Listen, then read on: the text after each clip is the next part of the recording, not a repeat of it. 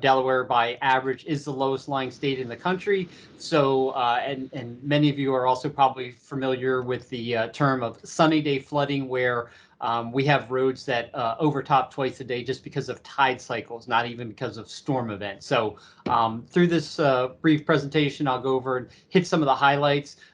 Certainly any in-depth conversations that anybody would like to have, I'd certainly be very much enjoy having that conversation, because again, as Jen mentioned, we're a newly formed division. We've been in existence for about 1 year now.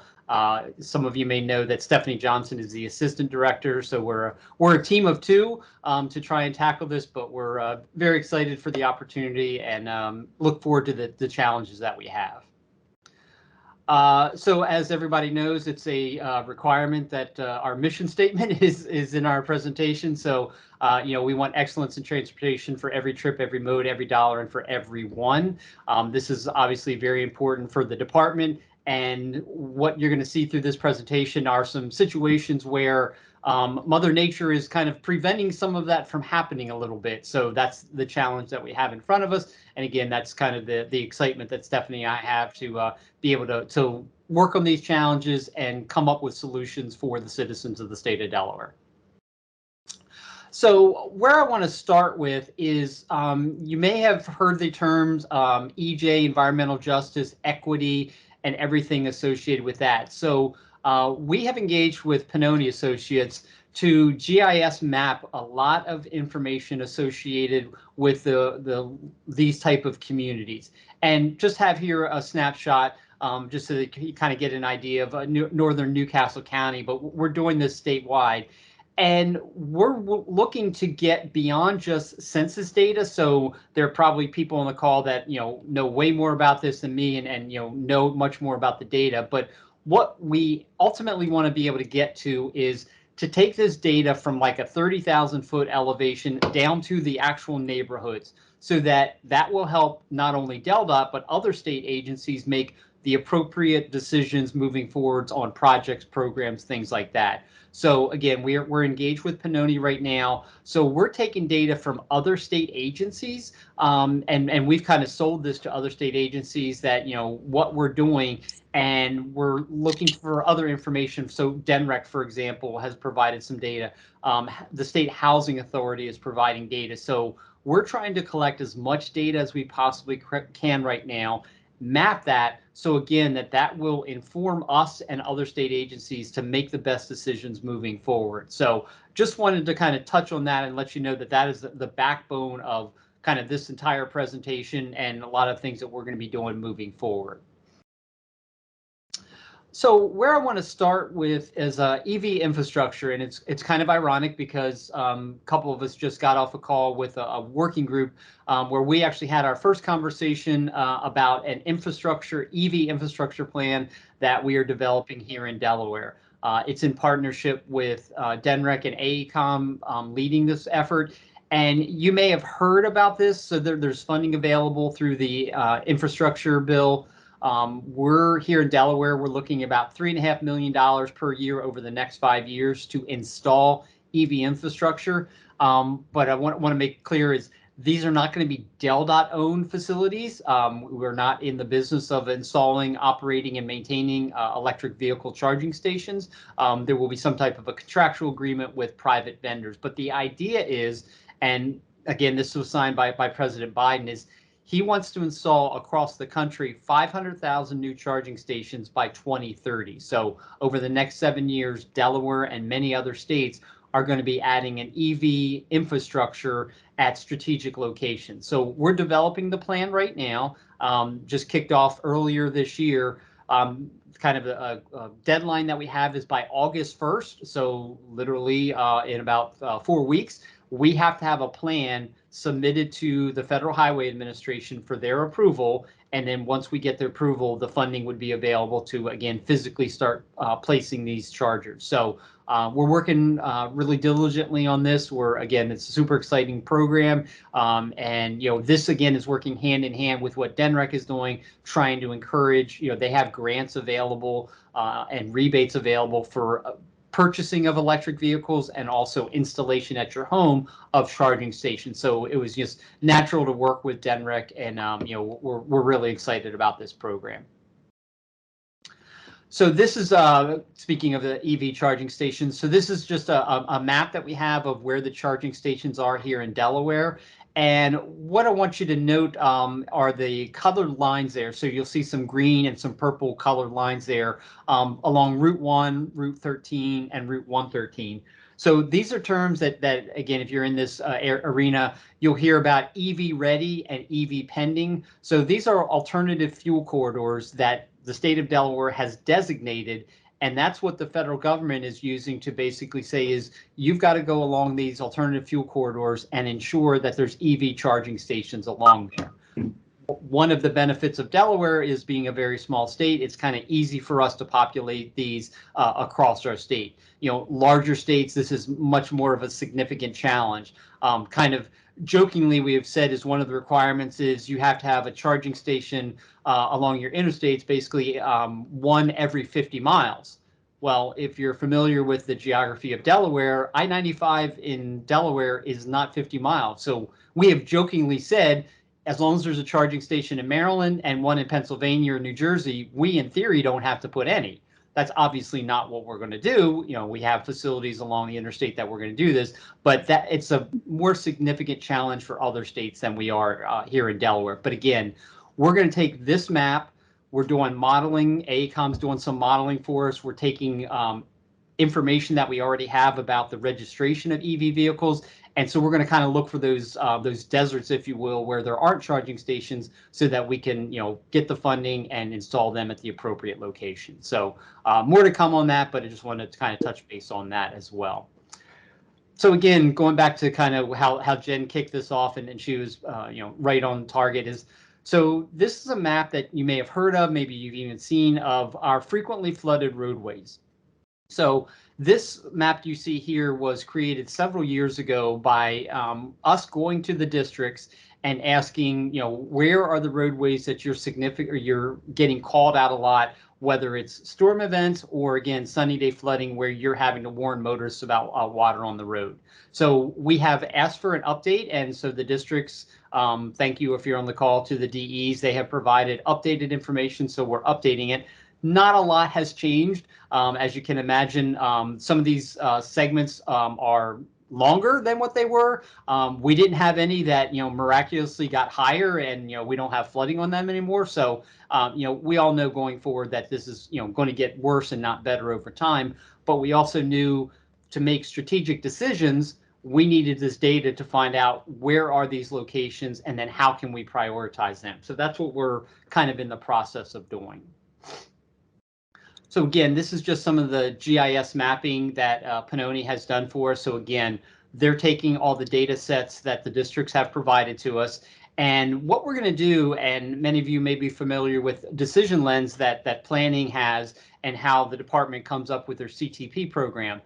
We're looking at using not only Decision Lens, but maybe some GIS capabilities of coming up with our own prioritization for resiliency projects. Again, if you're familiar with the Decision Lens, you know, most of those are safety related, or the priorities are safety related, congestion. You know, there is a parameter associated with, you know, communities and resilience, but it's not as significant. The program that Stephanie and I are working on within our new division is going to be resilience specific locations, because the reality is some of these locations that are challenges for resiliency would probably never see the light of day. And I'll go over an example here in a little bit, but South Bowers Road, for those that may be familiar with South Bowers Road here, you know, south of Dover, just to the north of Milford. Very small community, you know, low ADT roadway, but that road has significant flooding challenges. If that went through a regular CTP Decision Lens, it would probably never see the light of day. But as you'll see here in some slides coming up, it's a significant challenge. So from a resiliency, that's kind of a high priority. Overall, across the department, again, it might not rank so high. So that's why, again, we're excited about having kind of a separate resiliency CTP Decision Lens type process that we're working on this spring. So what are our flooding challenges, and how do we address them? So we're getting more and more inquiries from the general public. Public relations gets a lot of phone calls, emails, pictures for the Route 9 corridor, for example, kind of from Smyrna north, where residents and citizens are sending emails saying, and pictures, hey, Route 9's flooded. I think we all understand that, yes, that happens quite a bit, but it's getting more and more common for the public to reach out. So, we have a need out there to address these concerns. Again, some of these are storm related.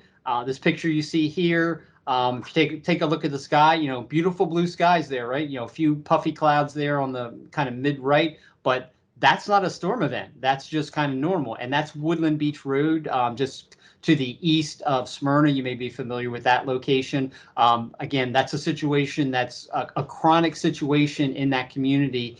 And again, the concern obviously is that's cutting off transportation and it's cutting off emergency services. So God forbid something bad happens in that community, emergency responders are going to have a challenge to get there. So that's kind of our motivation to say is we need to address this situation, and we'll talk about how we're going to be doing that. Again, the low-lying nature of the state, and again, a lot of these are not storm related. They can be tide cycles, and just full moons. And land use. I'll mention that we have engaged with the state planning office. We have a monthly call with them and DENREC and several other key stakeholders to talk about projects, concerns, ways that we can kind of work together across state agencies and private entities to address this concern. Because again, this is not just a DelDOT concern. This is a concern for the citizens of Delaware. So we want to work with as many stakeholders as we can to kind of work towards solutions.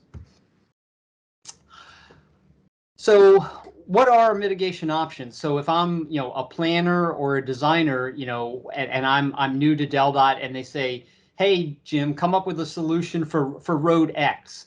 It floods a lot. Well, what do I do? So we're looking at various options that we had.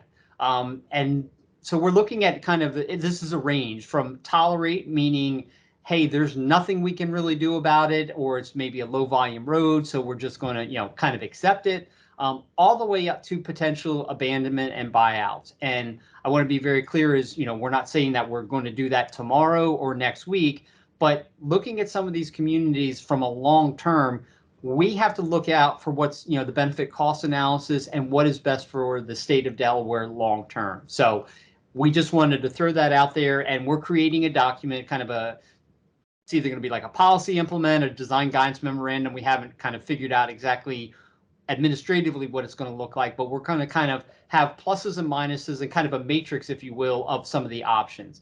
And then in between, as planners, technicians, and engineerings, we know that we can do other things. We can harden the infrastructure, we can elevate the infrastructure, we can realign or relocate roads to potentially, get to higher ground or allow away from low areas. Obviously, there are challenges associated with that, but again, we just wanted to kind of have a menu or a matrix of options there that are available. I'll note there that picture there on the right, that is South Bowers Road. So again, you can kind of see the community there in the background. And these pictures actually come from community members.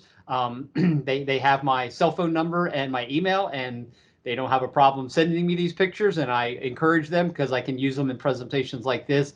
And I think this really, hammers home, the situation they have out there. There are times that there's over 2 feet of water at times on that roadway. And again, it cuts off the community from a transportation and, more importantly, from an emergency response standpoint. So that is not a photoshopped picture. That's reality what happens at South Bowers at times. So I want to kind of go over some of the projects, and some of you maybe have heard of some of these, or maybe you're working on some of these, for projects. So, we want to get this out. And again, Steph and I are happy to talk in greater detail about these. But with our new division, we're kind of want to get like an assembly line type thing where we've got projects in planning, we've got projects in design, and then ultimately construction. That's where we want to get to address it. So I'm going to go over, I already went over the EV infrastructure plan, so mentioned that's in the planning. Want to talk about some specific projects that we have. And again, most of us here are probably very familiar with these locations. Maybe you're even familiar with the challenges and the concerns we have out there, but wanted to talk about them and let you know kind of what we're doing. Most of these are in partnership with other state agencies. Just kind of give you an idea of what we're working on. So the first one is the SR1 down at the beach, Dewey Beach to Fenwick Island. Again, if you're familiar with that corridor, maintenance has done a great job. Alistair and team down there have done a really good job of Route 1 to kind of be able to keep it open during storm events. You see here is, this was during a dune breach. But by going out there and kind of doing asphalt, couple-inch asphalt overlays, they've been able to keep the road open. But I think we all understand that that's not a long-term solution. The intensity of events are going to continue to increase and get worse and worse. So we need to look at a longer-term solution along there. So Stephanie was able several years ago to get us a FEMA planning grant. So we have engaged with AECOM, and we've been working with them for a little while now to look at that entire corridor. And again, those familiar with, that's a really long corridor. We're looking at this kind of strategically of what are the most critical portions of Route 1. And I think everybody would agree, Dewey Beach to the bridge is probably the most critical. That's the one that's the most exposed.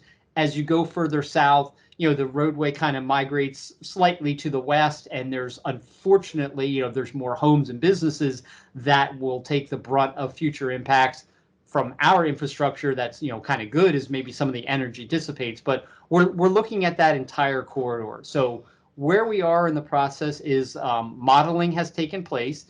We have engaged with DENREC. Again, not only is some of their property as well, but they have some hydraulics and hydrology folks that can look at some of the ocean work that's not necessarily our expertise. So again, it's just a great opportunity to collaborate with other agencies and get their buy-in and get them involved. We're going to be ready to go to the public with some of the kind of the general concepts and what we're looking at. Probably late summer is the time frame that we're going to be going. But ultimately, what we want to get out of this program is a plan and ultimately design of ensuring that this section of Route 1 is resilient and will last many, many more years. Because again, it's a critical corridor, obviously from an economic standpoint. But the other part is if Route 1 gets shut down, again, going back to the emergency response part, you've got to go obviously all the way around to Millsboro, and that can be upwards of an hour or even more, day like today, beach season, summer season, we all know what the traffic's like down there. From an emergency response stand for life safety, that's a significant concern. So we need to do everything we can to make this corridor as resilient as possible. And again, the districts have done a great job and will continue to do a good job. But long term, 2 inches of asphalt at a time is not the solution for this location. So another location that again, some of you may be familiar with is SR 299 to the east of Odessa. So this is if you're going out of Odessa and kind of, go out of town and go down that little hill, and voila, you've got a lot of water out there. So this is, again, is a frequently flooded roadway along there.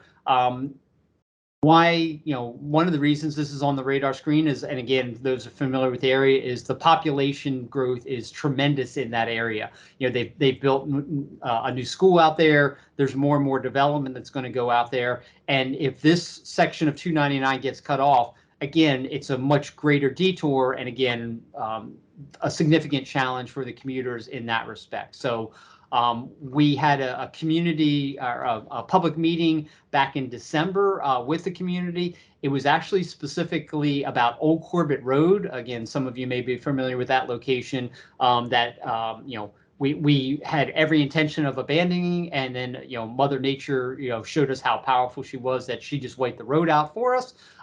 So that was what the original discussion was about, but it kind of morphed into the 299 and kind of that general area. So where we are right now is, again, we have engaged with AECOM to do a planning study along this corridor, but we're also working with traffic, and I'll have some slides at the end of this presentation about advanced warning signs, water on road type signs that we can alert motorists so that they don't attempt to go across these areas. Because in speaking with emergency responders, unfortunately what happens is people think that they can cross an area like this, or maybe a worse situation, and they get stuck halfway through and they've got to call 911, and they're not only putting their own lives in peril, but also the emergency responders that are coming out there. So anything we can do to prevent folks from attempting to cross places like this is certainly what we want to do. It's kind of interesting, when we had the meeting with the public back in December, they were asking, what can we do to be kind of more aggressive to prevent people from going across there? Because we all know that if there's a flashing sign that says water on road, a lot of people are going to attempt to get across there. Some might turn around, but some inevitably want to go across. So they were like, well, can't you do like railroad arms or something like that? And, we kind of said is, short of putting spikes out there and cutting people's tires, they're going to try and get across there. How many times have we seen people that go around, railroad crossing arms that are down, there's no, they don't think there's a train coming, so they go across anyway. So it's just, just an interesting situation of the risks that people are willing to take. And again, we want to do everything we can to educate them and prevent them to the extent we can, short of putting concrete barriers out there every time we've got water on the road. So another location is a Pilottown Road down in Lewes. So this is kind of on the, I guess, the northeast side of Lewes. This is a location that has been led by DenRec. This is a location, again, that floods quite often, but it doesn't serve a significant transportation need. It feeds back to a University of Delaware facility, a DenRec facility, and a private business. So it's not like Route 1 or anything like that. So in partnership with DenRec, we said, hey, you go ahead and take the lead on this. So just like I mentioned a few minutes ago, the grant that we received from FEMA for the Route 1 corridor from Dewey down to Fenwick, same program, DenRec took the lead in submitting for a grant for this particular location, and we're providing, infrastructure assistance and technical assistance, survey, that type of thing. So DenRec's the lead agency. We've engaged again with AECOM on this one. They've done the planning study or done the modeling. We are actually meeting with the city of Lewes tomorrow to show it to the mayor and the town manager kind of conceptually, and then ultimately we'll go out to the public. Again, just kind of some general concepts of what we're looking at, getting the leadership of the city's buy-in, and then we'll go after additional grants to get the design and then ultimately the funding for the construction of this location. Port Mahon Road here in Kent County, so just outside of Little Creek for those that may not be familiar with this location. So this is a location that, again, doesn't serve necessarily a significant transportation need. There's access to a boat ramp, commercial business up here, but what there is out there that folks may not know about is the Department of Defense has a pipeline out there, and they actually have fuel tanks that supply fuel for the Dover Air Force Base. So that's obviously a location of strategic national defense. So it's very important for the Department of Defense that this road stay open.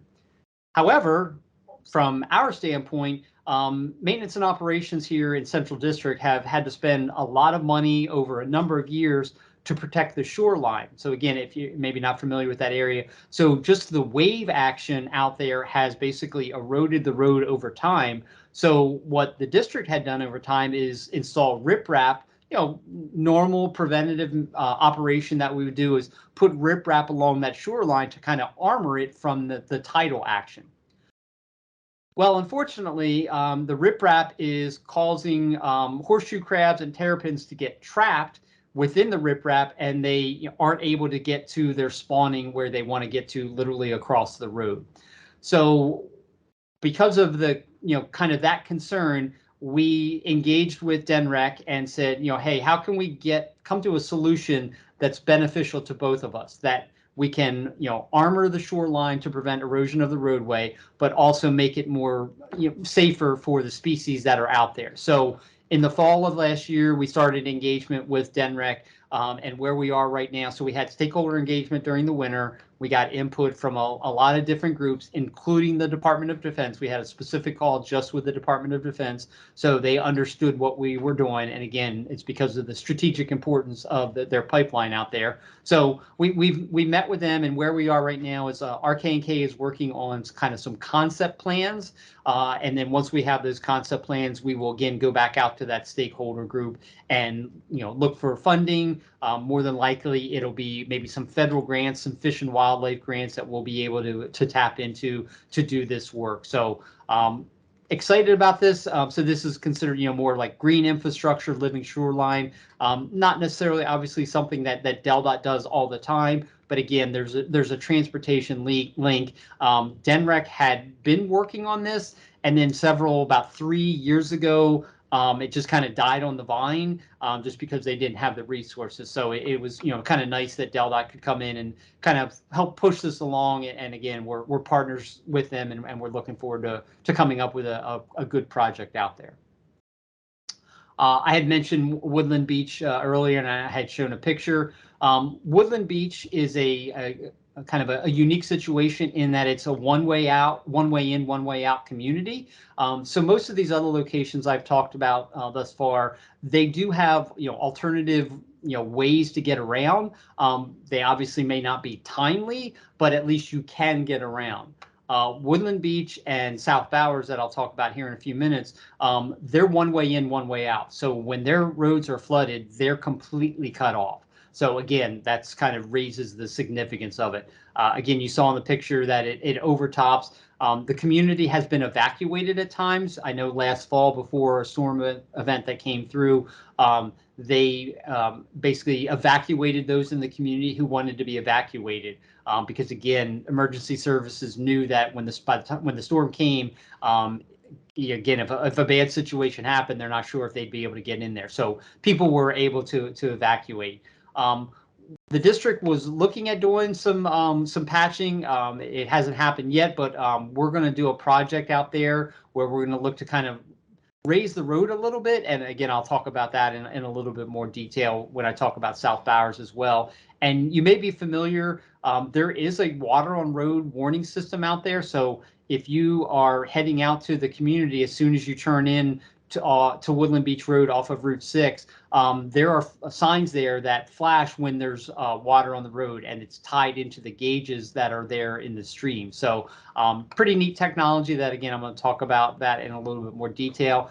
The concern with Woodland Beach and a lot of these roadways is, one way that we can address this is, just put a couple inches of hot mix out there. It's quick and easy. The concern is most of these locations, their underlying soils are, not really great. They're saturated all the time, and it's usually a lot of organic compressible material. So the more weight we put on top of it, the more it settles. So, it's not an effective use of our funds to overlay it and then have it just keep sinking. So that's the challenge that we have with a lot of these locations. And this just gives you kind of an idea. So this is that Woodland Beach Road that I mentioned. So communities up here, kind of in the upper right, and this is kind of all elevated roadway. So just to kind of give you an idea, we had asked Bridge Design that if we wanted to build some type of an elevated causeway, if we wanted to build a kind of an independent structure like Route 54 was done about, 10, 15 years ago, build a new structure at a higher elevation to make it more resilient so that we wouldn't have water on the road. We asked for kind of a, back of a cocktail napkin rough estimate. And it was, $200 to $240 million to do that. In addition to permitting, because, we would build it off alignment. And as you can see there, there would be a lot of permits needed. And as we all know, that would not necessarily be, quick thing to be able to do. But that kind of gives you a context of what we're looking at, short-term and long-term solutions. Is the state going to spend $240 million on a causeway for a community of 40 houses? I don't know if that would be the best use of our funds. So again, that goes back to a few slides ago where these are the type locations that we would have to have the conversation longer term. Again, in no way, shape, or form are we doing it tomorrow. We're coming up with an interim solution right now. We're working with some designers and some ideas that we could put some pavement out there that's a little bit lighter weight, that maybe we won't have the settlement problem there. So we're looking at things both short-term and long-term in all of these locations. So what I want to talk about now is kind of our test case. So again, this is South Bowers Road here in Kent County. So the picture I showed you a few slides ago was kind of looking from the south to the north of the community. So this is, within the community itself, kind of looking south. Obviously, this is during a storm event, but again, it gives you an idea of how much water is out there. Again, it's a small community. There's approximately 30 to 40 houses out there. Majority of the people are not year-round residents, and we know this by talking with the community. There's only a handful of people that live there, 365 days out of the year. A lot of the folks are, come in for summertime, that type thing. As you can see, significant roadway overtopping. The question is so DelDOT, what are we going to do to resolve this? So this conversation started about 2 years ago, and we've come up with a solution. Well, I'm not sure if it's a solution. We've come up with an option that I'll talk about here in the next couple of slides. But some of the challenge that we have here is we have existing areas out there where we have wetlands on both sides of the road. And again, as all of us know, is encroaching upon wetlands is a significant undertaking that could take a lot of time to, if we want to come up with solutions. So what we're looking at is kind of staying within the existing footprint and raising the road. So there won't be any permitting needed in that respect, and we'll stay within the existing footprint. Again, this kind of just gives you an idea. Again, if you're not familiar with the community, I want to be very clear. So some of you may be familiar with JP's on the Wharf. So that's in Bowers. We're talking about South Bowers. That's completely different communities. And some people have said is, I mentioned that, South Bowers Road is a one-way in, one-way out. Well, why don't you build a bridge from South Bowers into Bowers? In having some conversations with the communities, I don't think they want that to happen, to be honest with you. It's kind of just interesting dynamics between the two communities there. So, but this, again, this gives you an idea. So we're surrounded by wetlands. You got the beach right there. And again, that's kind of the community at large. So, and I promise I won't geek out too much about this. Those who know me know that I'm a materials guy. So to me, I could have spent the whole hour just talking about this, but I don't want to bore everybody to death. But what we're looking at as far as a solution out there or an option out there is using porous pavement. Best way I can describe porous pavement, it's like a Rice Krispie treat. It has voids in it, so it's designed and constructed to have voids in there. And one of the benefits of that is it then weighs less. I mentioned earlier that a concern is that if we put hot mix overlays over a lot of these areas, they're just going to settle over time because you're adding weight to an existing, soft and spongy underlying material. So by using porous pavement, it weighs about 20% less than conventional dense graded hot mix, like, on I-95, 141, those type locations. So it physically weighs less. So hopefully that will minimize the settlement. The other thing that it's actually going to do is it's actually going to act as a reservoir, and it's going to hold water. We're literally, and that's kind of what that blue line there in the middle shows, is we're literally allowing the water to flow through the pavement. So first thing people say is, well, it's going to clog up. Correct. We understand that. But you also notice here on the edge, for the kind of the edge drop off, what we're looking at is some type of a filtering system. So some type of a geotextile wrapped in, #2 stone is kind of where we're at right now. And that will actually act as a filter, because if you're familiar with porous pavements, whether it's asphalt or concrete, for them to be effective long term, there has to be a maintenance cycle of vacuuming and sweeping, basically to clean out the voids. In no way are we going to ask, Central District Maintenance to go out there with a vacuum truck and clean this road. But it's an option that we're looking at. We have vetted this with several pavement universities, folks that do pavement designs, and we're at the point right now where the plans have been developed. Some of you may have seen the plans when they got sent out, and we're looking to package this location with potentially a couple other locations and award this, or advertise and award it. And we hope to go to construction this construction season with this. As far as we know, nobody else has tried this that we know of around the country. We have, again, I like researching things. I'm a little, hesitant with this, but, talking to people, we've got to give something a shot, and we think that this will be successful. And if it works, obviously, it's something that we can duplicate at many, many locations across the state. So I've mentioned a couple times about warning signage. And again, these are the flashing lights that we have out there, or the signs with the flashing lights to warn people, hey, there's water on the road. We've been engaged in conversations with the TMC, with Gene and with Jeff and Joe Spadero up there, of kind of doing a little bit more with this program. So what you see here, so the blue kind of sinusoidal lines there, those are the elevations of water. Delaware has a lot of gauges in a lot of the waterways, and those could be, DelDOT gauges, they could be University of Delaware gauges, they could be USGS gauges. So there's a ton of data that TMC is collecting right now.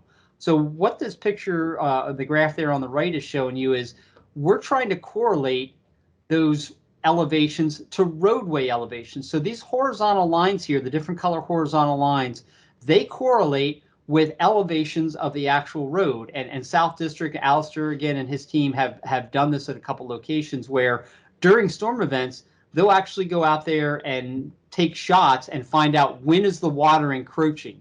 So the idea is that we can correlate the gauges that are in these waterways to what the elevation is of our roadways, and then we can trigger, or we'll know when there's actual water on the roadway. So it's really cool technology, and it's really exciting, I think, what we're doing with that. There's actually a call this afternoon to kind of develop this even further. But one of the other things that we're also talking about, and many of you may be familiar with this, is if you have kids at school or state employees, you can sign up to get an alert when whether school is being closed or there's a delay or the state offices are closed or delayed.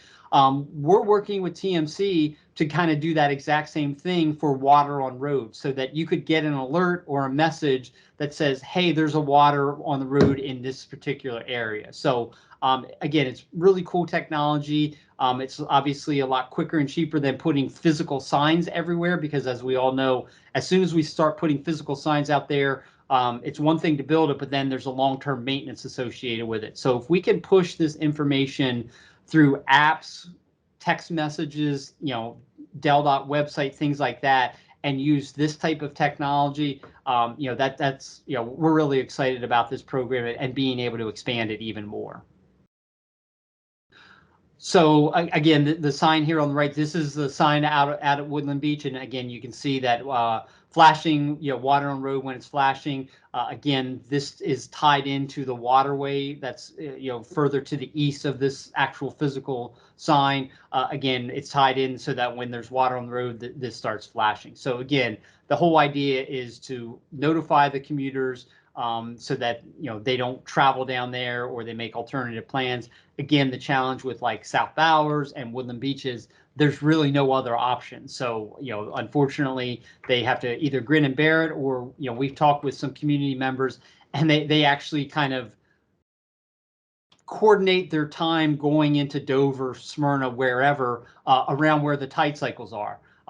Again, another thing that was mentioned to us is sometimes the school buses literally won't go to the community, so the parents have to bring their kids out, kind of out of the community to a convenient location so that the kids can get on the bus. So again, we need to work as aggressively as we can to address this situation.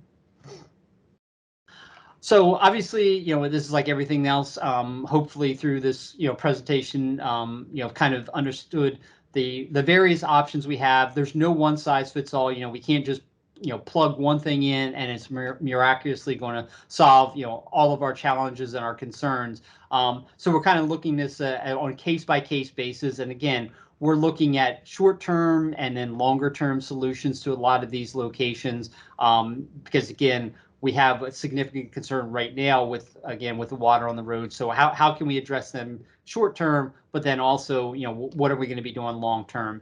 And again, getting input from many various stakeholders, the public, other governmental agencies, again, working with the state planning office, multiple sections within DENREC, working with the MPOs, getting input from them, working with the University of Delaware, again, different groups within the University of Delaware. They've got a climate hub, climate change hub. They've got a coastal resiliency design studio. They've got the climatology group. So we have a lot of meetings with people to share what we're doing, get information from them, and figure out how we can collaborate to work on projects together.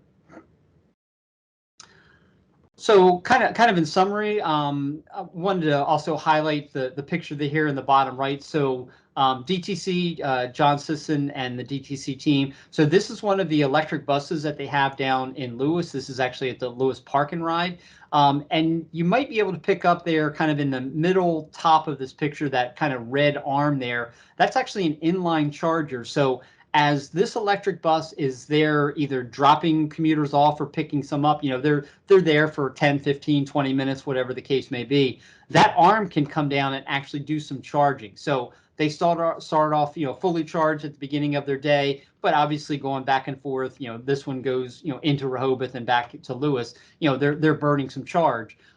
So they can, do some inline charging, while they're waiting there. So pretty cool technology, and again, give John a lot of credit. He's really forward thinking. He's got some electric buses. He's looking at potentially going to some hydrogen buses. And you may know that his paratransit they're all propane fueled vehicles as well. So pretty cool what they're doing over there. But it's kind of that second bullet there is we need to look at zero emission transportation. If you look at any of the studies or hear any of the presentations about like greenhouse gas emissions, you'll hear that transportation is somewhere between 30 to 35% of the emissions. And I know jokingly, when we walk into a meeting with DENREC, we're the bad guys because we're the transportation people. We're the ones that are causing all this.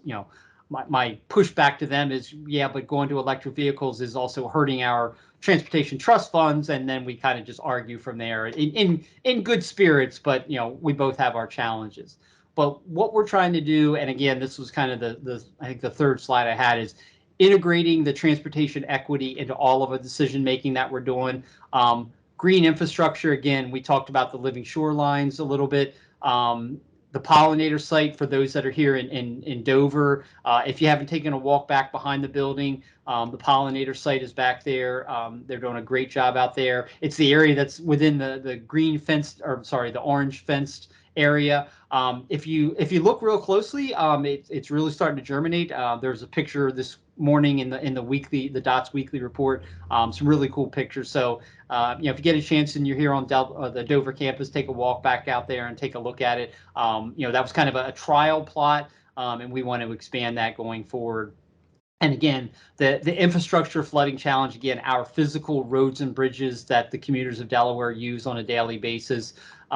Again, we're looking at coming up with a prioritization process, a decision lens type process. Again, that will be specifically for resiliency projects. So like the Woodland Beaches, the South Bowers, the town of Milton has reached out to us, Lewes, some of those locations that probably might not see the light of day if it went through the normal CTP process with decision lens.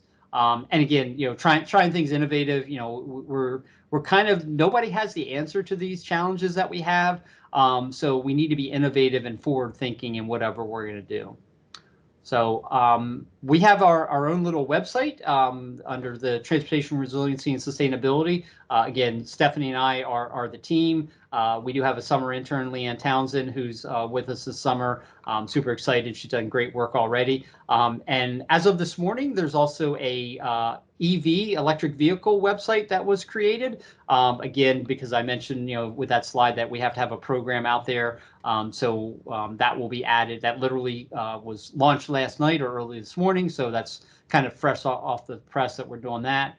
And then this is within our website. So this is just kind of a one pager of the things that we're working on, pretty broad, a lot of things that we're doing. And obviously this is not all inclusive, but it kind of gives folks an idea of some of the things that we're working on. So, any questions or anything like that, feel free to jump on that website and obviously, reach out to Stephanie and I. We'd be happy to talk about anything. And I believe, yep, that was my last slide. So. Thanks so much, Jim. And Stephanie, thank you for posting those links that Jim just spoke to in regards to the websites in our chat box. I am actually posting a link for anyone who's a planner to obtain credits for attending today. We had really great attendance. Jim knocked this out of the park. This is, like I said, such important information, Jim. So we give many thanks to you and Stephanie for your efforts. I see Rusty from University of Delaware has his hand raised. Did you have a question for Jim? Yeah, Jim, great presentation. On your, I'm going to take you back to your geek world on your porous pavement. You see that right now at 4 to 5, so I'm assuming that's sufficient based on the current flooding levels out there? So good question. So we had the University of Delaware go out there and put some monitors out there. And there were times where there, like I said, we're up over 2 feet of water at times. So it's one of those things we can't design for the worst case scenario. 5 inches is going to, again, looking at so they had the gauges out there and we monitored for a couple of months. The 5 inches is not as much as the community wanted, but we're also, again, physically limited by the footprint. So the existing road out there it's not a 24-foot wide and shoulders. It's about 20 to 22 feet wide, surface treated road out there. So we were concerned that if we actually raised it too much, it's going to kind of turn into a trapezoidal type situation. And we're concerned about the drop off of, cars, kind of going off the edge. So 5 inches is something that we were comfortable with from a constructability standpoint. Is it going to make the road, high and dry all the time? No. Is it probably going to at least improve it by, say, 50 to 70%? Yeah, it probably will. Thanks. Is there any other questions that any attendees have? There's also been some question and answer going on in the chat box. Thank you again, Stephanie, for monitoring that and answering questions as they came in. Feel free to jump in and ask any questions you have.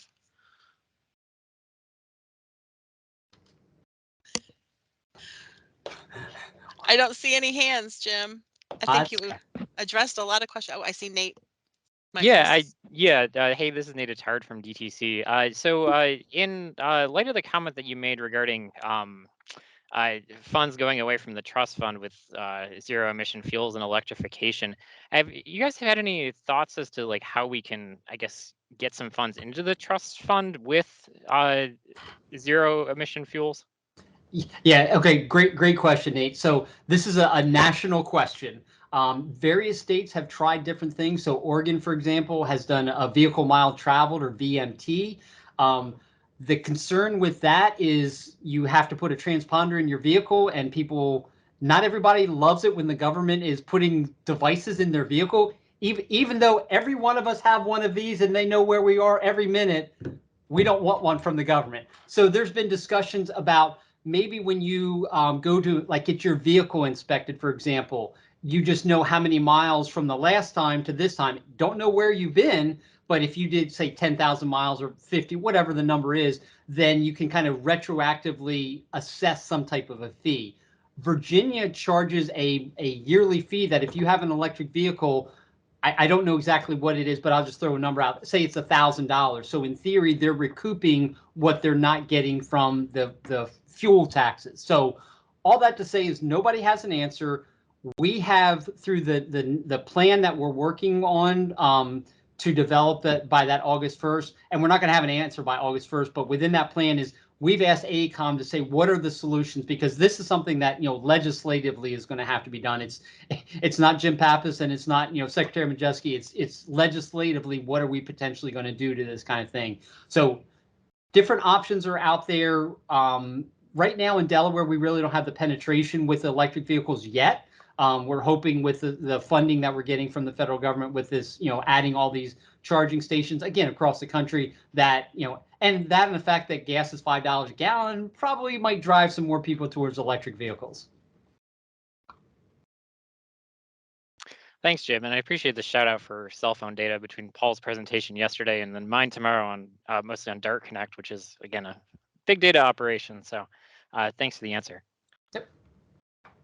Okay, are there any other questions? And just real quick, I wanted to note we are recording every single one of these Lunch and Learns. The first one, Streetlight Data, if you missed it yesterday, is available on the DelDOT YouTube channel. Jim's presentation and Q&A will be recorded and posted hopefully by tomorrow, as long as our Chris Owens tech guru isn't overwhelmed with his job responsibilities. But again, I'm going to turn back to you all. Is there any other questions before we sign off today? Hey, Jen, this is Kelly Valencic. I just wanted Jim, if he hadn't already, I joined late, tell people what Rascal is and maybe ways that they can intersect with that group. Okay. Hey, Callie. Good point. So Rascal is the Resilient and Sustainable Community League, RASCL. That's an organization that DelDOT and DENREC were, I believe, some of the founding partners with. So the idea is that these are, we have a lot of small communities along the coastline that we're all familiar with. A lot of them don't have, the resources and funds and the technical knowledge. So Rascal was kind of created to help these smaller communities to kind of get them involved in funding opportunities to make them, more sustainable and more resilient over the long term. So I know how I first was, I think, Kelly, the first time I met you was working with Slaughter Beach, where DENREC had some funding where they did things like, hey, we've got funding for you to raise your air conditioner off the ground. So when the storm comes, your air conditioner is not underwater. And if it's in the middle of July and it's 1,000 degrees outside, if your air conditioner is kind of high and dry, you might be able to actually get some air conditioning in your house. Oil tanks, get them up off the ground so that, again, a storm event comes, they're not floating down the street kind of thing. And then what DelDOT did was we got some of those flashing signs out there. And I believe we spent like $30,000 for these signs. You would have thought that we had spent $5 million. They were so excited about what we were doing. So again, it just kind of goes back to the little things that we think we do has a great impact on people. So yeah, Rascal's a great organization. We work with them very closely. Shout out, they have a summit coming on December 7th or 8th or something like that. It's rascal.org if you want to learn more information about it. So Kelly, myself, Stephanie, we kind of represent DelDOT on the committee, but if you have any other thoughts, ideas, or things that maybe you think that they can help out with, they're incredibly passionate. So University of Delaware, PDE is involved. Some of the most passionate people I've ever met in my life, and they just live and breathe this stuff, and the enthusiasm is awesome, and Kelly's great. Thank you, Jim. Good overview. And yeah, I'll just say that, we do coffee hours and like online webinars like this now that, COVID's going on. So if you're interested in learning more and interacting with other professionals about resiliency and sustainability in the state of Delaware, that's the place to go to. And they liaison with the local government officials. So it's a good way to learn what's going on the ground and talk to them in person too. Thank you, Kelly. I totally agree. I was going to second that, but I third that. An amazing organization full of wonderful people across the state. I do see Sean O'Neill from University of Delaware's IPA program has his hand up. Sean? Yeah, sorry, I don't take a lot of time. Thanks, Joan. It was a great presentation. I really appreciate it. Just want to say that. And thanks, Stephanie, for answering my questions in the chat. I just wanted to reiterate a couple of things I was saying in the chat. One, while I'm very active in Rascal, Kelly knows, I would emphasize it's not a replacement for engaging directly with the League of Local Governments or Sussex County Association of Towns. So I wouldn't, it would be good to directly communicate with them, maybe engage with Martha Scott, who's the executive director of the league, and do a presentation this fall. Actually, I think that'd be a really great thing to do on this program in your division. And then the other thing I just wanted to mention is we at IPA work a lot with Sea Grant, and they'd be another really good. They've done a lot of work on these kinds of topics over the years, and they'd be another good group to engage with. Ed Lewandowski and Daniel Swallow and a number of others there. So, and they're involved in Rascal as well. So Rascal is kind of a catch-all, and it's really good. And I think we're working to provide more support for those local governments. So. Yeah, Sean, that's great. I appreciate that. And maybe you had this in the chat, but I wasn't watching the chat, so thanks, Stephanie. But a lot of things that I mentioned are also ultimately going to be policy related, like potentially buyouts, things like that. So we have engaged with the university as well, that the IPA group, Phil Barnes and some of his others up there, to help us kind of look at, I'll say, the softer side of those things, because again, we build roads and bridges, or that's what I do. So getting their input and having them help us, with the community engagement. So great point, Sean. And we've enjoyed working with the university, and we're going to have a whole lot more, because again, this problem's not going away. Yeah, all good. Thank you, Jim. Yeah, thanks, Sean. Oh. Thanks, Sean. I appreciate the question. Anybody else with questions before we sign off for the day? Oh, seeing none. Jim, thank you so much again. Stephanie, thank you for monitoring the chat, answering the questions initially. We have really enjoyed having everyone here and learning more about what is new and exciting at DelDOT. Stay tuned, and tomorrow we will see you all for Nate Attard and his presentation on transit. Awesome. Thanks so much. Enjoy the rest of your day. Thank you.